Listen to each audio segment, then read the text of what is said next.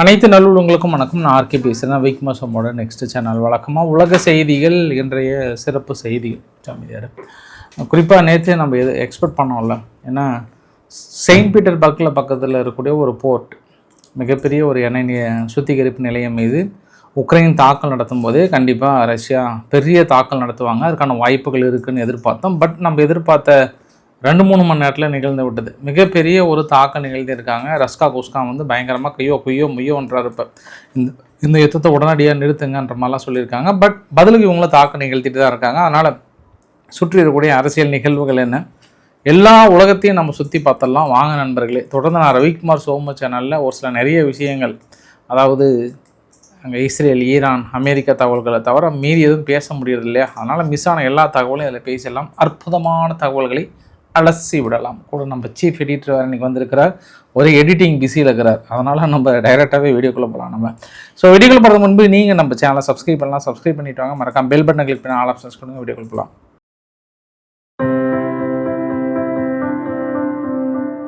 First ஒரு 2 சம்பவத்தை பார்த்துட்டு போயிடலாமா. முதல்ல வந்து இந்த துரேந்தர் 2 படம் வந்துச்சு இல்லையா, அந்த 2 வந்ததுக்கப்புறம் பாகிஸ்தானுக்குள்ளே நிறைய பிச்சைக்காரங்கள்லாம் போய் தேடி கைது பண்ணுறாங்கன்ற வீடியோ வந்து வைரல் ஆகிட்டுருக்கு. ஏன்பான்னா துரேந்தர் 2ல் வந்து நானும் இன்னும் பார்க்கல, ஆனால் சொல்கிறாங்க இந்த மாதிரி பிச்சைக்காரர்கள் தான் ராய் ஏஜென்ட்டாக உளவாளிகளாக இருந்து அங்கே இருக்கக்கூடிய சம்பவங்கள்லாம் பண்ணுறாங்க. அந்த மாதிரி காட்டுறதுனால அந்த படத்தை பார்த்த பாகிஸ்தான் என்ன பண்ணிட்டாங்க, ஆஹா இதுக்கப்புறம் பிடிங்கடா எல்லா பிச்சைக்காரனையும் உரத்தனையும் விடாதான்னு சொல்லிட்டு போயிட்டு அவங்கள்ட்ட பிரத்யோகமாக என்னென்ன நீங்கள் ஐடி கார்டு வச்சுருக்கீங்க, என்ன வச்சுருக்கீங்கன்னு அடுத்தடுத்து பயங்கரமாக செக் பண்ண ஆரம்பிச்சிருக்காங்களாம். பாரு, ஒரு படத்தில் வந்த வேலை அங்கே எந்த அளவுக்கு ரியாலிட்டியாக பார்க்குறாங்கன்னு. ஏன்னா அந்த படம் மாரி அதை ரியல் ஸ்டோரின்னு வேறு போட்டாங்களா, அதனால் இப்போ சந்தேகம் வந்துருச்சு. ஏன்னா ஒரு 3 நாளைக்கு முன்பு கூட அந்த ரம்ஜான் அப்போ கூட என்ன பண்ணிட்டாங்க, ஒரு மர்ம நபர்கள் வந்து திடீர்னு லக்ஷரி தொய்பானுடைய முக்கிய கமாண்டர் ஒருத்தர் போட்டாங்க.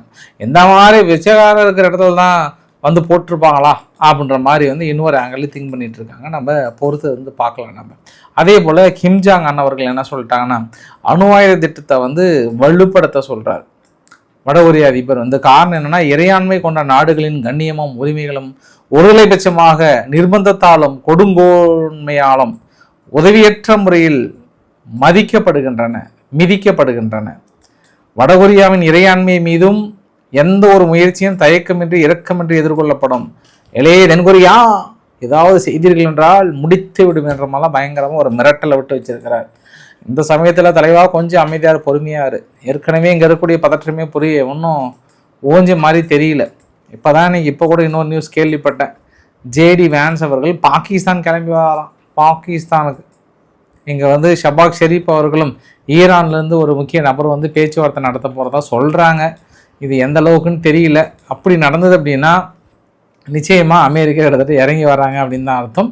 ஈரானை கொஞ்சம் ப்ளீஸ் வாப்பா வந்து பேச்சுவார்த்தை நடத்துப்பா, வாப்பா சும்மா என்னப்பா முரண்டு பிடிக்கிறேன் அப்படின்ற ஈரானை கட்டி பிடிச்சி இழுத்துட்டு வர மாதிரி தோணுது. அப்படி ஒரு நிகழ்வு இந்த இடத்துல அமெரிக்கா தனது முழுமையான அந்த கெத்தை வந்து இழந்துட்டாங்க அப்படின்னு தோணுது. அப்படி ஒரு சம்பவம், மேபி இது ஃபேக் நியூஸ்னு சொல்கிறாங்க, ஒரு சிலர் உண்மைன்னு சொல்கிறாங்க. பார்க்கலாம். அப்படி நிகழ்ந்தால் நம்மளுக்கு தகவல் எங்கே சென்று விடும், கிடைத்து விடும். அதுவும் குறிப்பாக நெதன்யாகு அவர்கள்கிட்ட பேசிட்டு தான் வந்தார்ன்ற மாதிரி தகவல் சொல்கிறாங்க.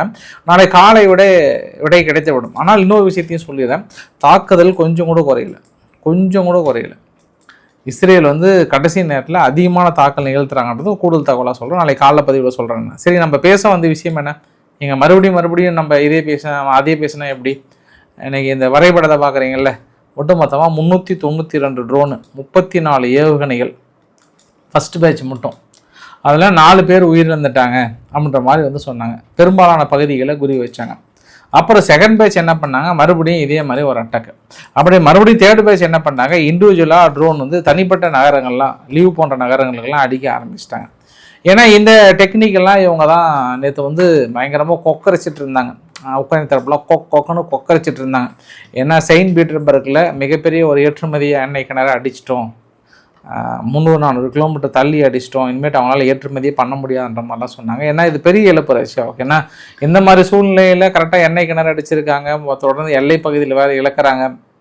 அதனால் என்ன பண்ணுறாங்க, ஜாபுரிசியா பகுதியில் ஒரு பெரிய குடியிருப்பு மீது அடிச்சிட்டாங்க, அங்கே ஒருத்தர் இறந்துட்டாங்க அப்படிமா சொல்கிறாங்க. ரஷ்யா தனது டாக்டிக்ஸை வந்து மாறிட்டாங்க, திடீர்னு குடியிருப்பெல்லாம் வந்து அடிக்க ஆரம்பிச்சிட்டாங்க அப்படின்ற மாதிரிலாம் வந்து சொல்கிறாங்க. சரி, பார்க்கலாம் அடுத்து பேச்சுவார்த்தை ஏதாவது நெருங்க போதா அப்படின்னு பார்த்தோம் அப்படின்னா பேச்சுவார்த்தையில் எந்த முன்னேற்றமும் தெரியல.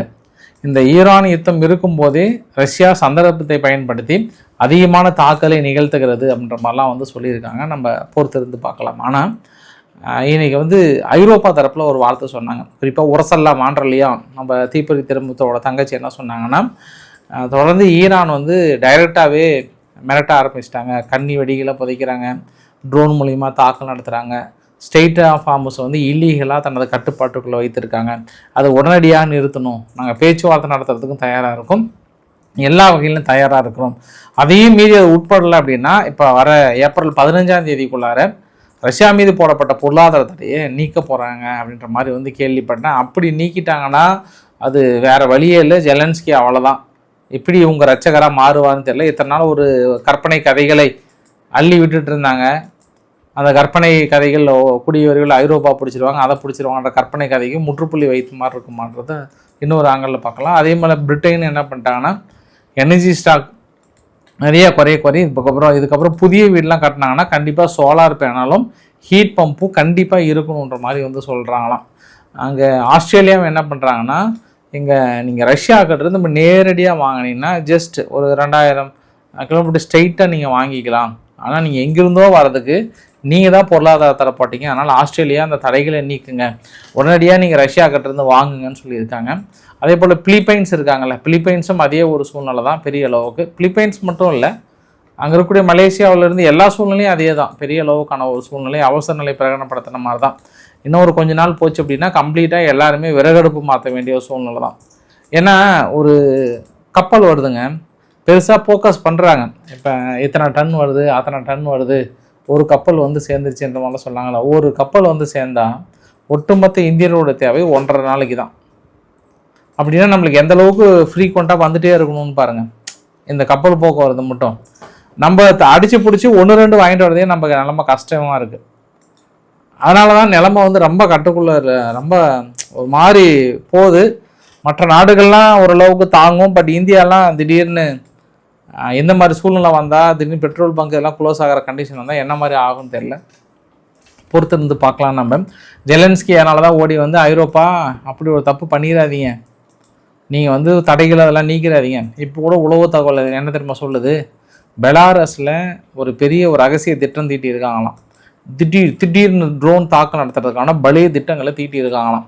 அதனால் நீங்கள் ஐரோப்பா உங்களை காப்பாற்ற முடியாமல் போயிடும் அப்படின்னு மறுபடியும் ஜெலன்ஸ்கி வந்து சொல்லியிருக்காங்க. நான் அதை கூட நம்ம ஏதோ ஒரு வகையில் சரி மனுஷன் புலம்புறாரு சொல்கிறாரு. அதை விட இன்னொரு உங்கள் தகவல் சொன்னீங்க பாரு, ரஷ்யாவில் இருக்கக்கூடிய வீரர்களே முன்களத்தில் எங்களை அனுப்பிட்டாங்கன்ட்டு உக்ரைன் வீரர்களை தொடர்பு கொண்டு அவங்களுடைய இருப்பிடங்களை காட்டி விட்டு இவங்க அடித்ததில் 150 பேர் இறந்து போனதாக சொல்கிறாங்க. எங்கள் ஊர் முரசொலி பத்திரிகையோட மோசமாக எழுதுறீங்களேன்றதான் இந்த இடத்துல இந்த பத்திரிகையை பார்த்து நான் கேட்குறேன். நான் அந்த யுனைடெட் 24 மீடியான்றது இல்லை, இது ஏதாவது ஒரு வகையில் யாராவது அவங்க சொந்த வீரர்களை ஏப்பா எங்கள் அடிப்பா நான் இங்கே தான் இருக்கிறேன், நானும் கொஞ்சம் சேர்ந்து நான் அப்படியே போயிடுறேன் மேலோகத்துக்குன்னு என்ன கேட்பாங்களா என்ன? இந்த மாதிரிலாம் எப்படி எழுதுறாங்கன்னு தெரியல. பட் இவங்களோட மிரட்டல்கள், இவங்களோட உளவு தகவல் செய்தியெல்லாம் எந்த அளவுக்கு சீரியஸாக எடுத்துக்கிறாங்கன்னா, இன்றைக்கி கூட வியட்நாம் என்ன பண்ணிட்டாங்க, ஃபஸ்ட்டு நியூக்ளியர் பவர் பிளான்ட் வந்து ரோசாட்டம் அங்கே ரஷ்யாவோட கையெழுத்து போட்டிருக்கிறாங்க. அப்புறம் பங்களாதேஷ், பிலிப்பைன்ஸ் இதெல்லாம் வந்து அடுத்தடுத்து ரஷ்யா கிட்ட வாங்க போன்ற மாதிரி சொல்லியிருக்காங்க. கியூபாவில் சுத்தமாக ஹோட்டல் இயங்குறதில்ல, எதுவுமே இல்லை, கம்ப்ளீட்டாக டார்க் ஆகிடுச்சு கியூபாவே சுத்தமாகவே. இதில் எங்கே நீங்கள் போர் பயிற்சி மேற்கொள்ள போகிறீங்க, என்ன பண்ண போகிறீங்கன்னு தெரியல. பாரு, ஒரு 2 யுத்தம் உலக நாடையே ஸ்தம்பிக்க வச்சிருச்சு. ஈரான், அமெரிக்கா, இஸ்ரேலுடைய யுத்தம் வந்து ஒட்டுமொத்தமாக ஸ்தம்பிக்க வைத்திருக்கிறது கூடுதல் தகவல். இந்த போர்க்காலத்துலேயும் ஆப்கானிஸ்தான்கிட்ட பேசி கிட்டத்தட்ட 100 அமெரிக்கன்ஸ் மேலே ஆப்கானிஸ்தான் சிறையில் இருக்காங்களாம். அவங்கள எல்லாத்தையும் கொஞ்சம் கொஞ்சமாக பேசி யுஏயும் கத்தாரும் இணைந்து பேச்சுவார்த்தை நடத்தி ஒரு 15 மாதத்துக்கு மேலே சிறையில் இருந்தவங்களை வந்து இன்றைக்கி திருப்பி கொண்டு வந்திருக்கிறாராம் ட்ரம்ப் அவர்கள். இந்த மாதிரி தொடர்ந்து தாலிபான்களுடைய கட்டுப்பாட்டில் இருக்கக்கூடிய அமெரிக்கர்களை கொஞ்சம் கொஞ்சமாக ஆஸ்திரேலியாஸாக பிடிச்சி வச்சுருக்கவங்கள ரிலீஸ் பண்ணிகிட்டு இருக்கிறோம் அப்படின்ற மாதிரி வந்து சொல்லியிருக்காங்க. அமெரிக்கா வந்து இங்கே கல்ஃப் கண்ட்ரிஸுக்கிட்ட கேட்குறாங்களாம், இப்போ ஈரானுடைய தாக்குதலை ஒட்டுமொத்தமாக நிறுத்தணும், இல்லை நாங்கள் உங்களை ப்ரொடெக்ட் பண்ணோம் அப்படின்னா 5 ட்ரில்லியன் மேலே கேட்குறாங்களாம். கிட்டத்தட்ட நீங்கள் கொடுத்தீங்கன்னா அவங்கள காப்பாற்றுன்ற மாதிரி சொல்கிறாங்க. பட் எனக்கு எந்த அளவுக்கு உண்மைன்னு தெரியல. சரி, அவங்க ஏதோ அவங்க பங்குக்கு சொல்கிறாங்க. ஈரான் ரொம்ப தெளிவாக சொல்கிறாங்கன்னா முழுமையாக எங்களுக்கு காம்பன்சேஷன் கொடுத்தாதான் இந்த யுத்தத்தை நாங்கள் நிறுத்துவோம், இல்லைன்னா நாங்கள் நிறுத்தவே மாட்டோம். நீங்கள் எத்தனை பேர்னாலும் பேச்சுவார்த்தை கூட்டுவாங்க, உங்கள் சொந்தக்காரங்க உங்கள் பங்காளிங்க எல்லாத்தையும் கூட கூட்டுவாங்க, அதை பற்றிலாம் எங்களுக்கு கவலையே கிடையாது, நாங்கள் கண்டிப்பாக பண்ண தான் போகிறோன்றாங்க. அந்த பிரச்சனைன்னு ஓயாத பட்சத்தில் இங்கே தென்சீன கடல் பகுதியில் இன்றைக்கி பிலிப்பைன்ஸ் அண்ட் இந்தோனேசியா இது எல்லாமே என்ன பண்ணிட்டாங்கன்னா அந்த மீன்பிடி தளத்துக்கான ஒரு போட்டி, அந்த மீன்பிடி தளத்துக்கான போட்டியில் இந்தோனேசியா என்ன பண்ணிட்டாங்க, சீனாவுடைய ஃபிஷிங் வெசல்ஸ்லாம் என்ன பண்ணிட்டாங்க வெடி வச்சு தாக்க ஆரம்பிச்சிட்டாங்க. இன்னொரு இடத்துல சீனா என்ன பண்ணுறாங்க, அந்த பிலிப்பைன்ஸுடைய அந்த மீன்பிடி கப்பல்லாம் ஒரு மாதிரி ஃபோர்ஸ் பண்ணி போக ஆரம்பிச்சிருக்காங்க. தொடர்ந்து அந்த ஏரியாவில் சற்று பதற்றமாக தான் இருக்குன்ற மாதிரி சொன்னாங்க தென்சீன கடல் பகுதியில். அப்புறம் அகதிகள் விவகாரத்தில் ஸ்பெயின் என்ன பண்ணிட்டாங்க, இன்னைக்கு கூட ஒரு 108 இலைகள் அகதிகள் தொடர்ந்து வந்த வண்ணமாக இருக்காங்க.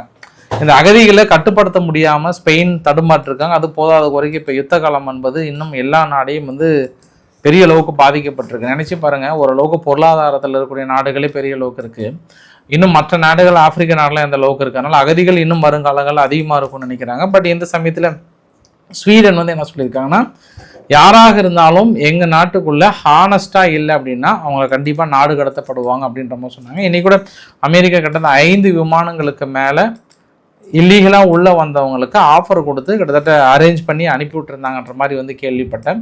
அமெரிக்காவுடைய ஹவாய் தீவு கடுமையான மழை வெள்ளத்தால் பாதிக்கப்பட்டிருக்கிறது. மழை வெள்ளம் அப்படின்னா சாதாரணமாக இல்லை, பெரிய அளவுக்கான மழை வெள்ளம். இன்னொரு பக்கம் அமெரிக்காவில் மழை வெள்ளம், இன்னொரு பக்கம் காட்டுத்தீ, இயற்கை பேரிடரால் பெரிய அளவுக்கு பாதிக்கப்பட்டிருக்குன்ற மாதிரி சொல்கிறாங்க. அதே சமயத்தில் சிரியா, நார்த் ஈஸ்ட் சிரியாவில் ரொம்ப வருஷத்துக்கு அப்புறம் நல்ல ஒரு மழைப்பொழிவாம், அருமையான மழைப்பொழிவு, பெரிய அளவுக்கு திரும்புகிற திசையெல்லாம் ஆறாக ஓடிட்டுருக்குன்ற மாதிரி சொன்னாங்க. வீடியோவோட கிளைமேக்ஸில் ஆஸ்திரேலியாவில் எடுத்தது. ஆஸ்திரேலியானுடைய கார் ஹேக்கர்ஸ் ஜாக்கர்சன் என்ன பண்ணுறாங்க, ஒரு காரு அவர் இந்தியர் அவருடைய காரை திருடணும்னு நினைக்கிறாங்க. அப்போ அவர் தைரியமாக எதிர்த்து போராடுறாரு. அப்போ 2 பேர்த்தையும் அடித்து தும்சம் பண்ணுறாரு. கொஞ்ச நேரம் கழித்து இன்னொரு இந்தியரும் வராரு. இதே மாதிரி தான் இந்தியர்கள் எங்கே போனாலும் எல்லா நாட்டிலையும் இந்த மாதிரி தாக்கம் நடத்துறதுக்குன்னே ஒரு சில குரூப் இருக்குது. எப்போவுமே இந்தியர்கள் உஷாராக இருக்கணும் அப்படின்ற மாதிரியான ஒரு விஷயம். இது மெல்பர்னில் நடந்தது. கார் ஜாக்கிங் பண்ணும்போது இதை தட்டி கேட்டு அவங்க கிட்டத்தட்ட இந்த ஃபைட் நடந்திருக்குன்ற மாதிரி சொல்லியிருக்காங்க. இன்றைக்கு ஓரளவுக்கான தகவலை கவர் பண்ண நினைக்கிறேன். பிடிச்சிருந்தா லைக் பண்ணுங்கள், ஃப்ரெண்ட்ஸுக்கு ஷேர் பண்ணுங்கள், சப்ஸ்கிரைப் பண்ணுங்கள். Ravikumar RK channel. நன்றி, வணக்கம்.